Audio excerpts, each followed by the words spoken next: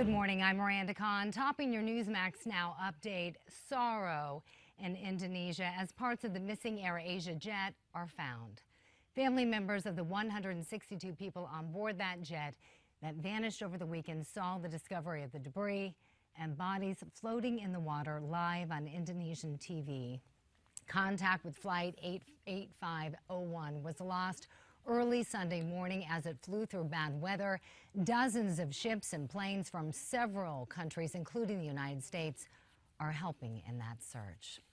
A recently re-elected congressman from Staten Island is resigning.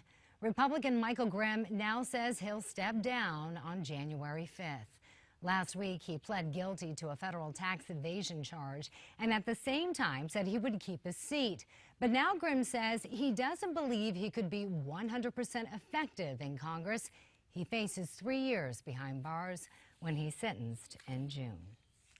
And controversy is swirling around a top Republican in the House, Whip Steve Scalise from Louisiana. New reports say he spoke to a white nationalist group founded by former Klan leader David Duke in 2002.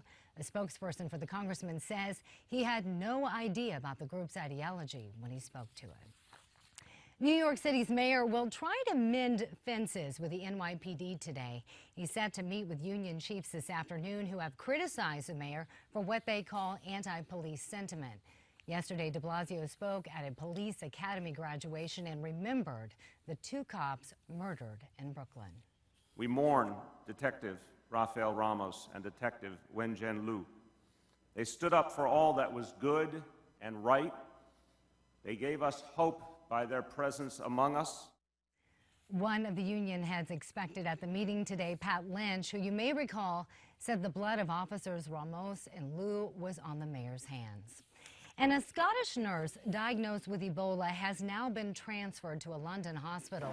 Pauline Cafferkey has been volunteering in Sierra Leone. She returned to Scotland over the weekend.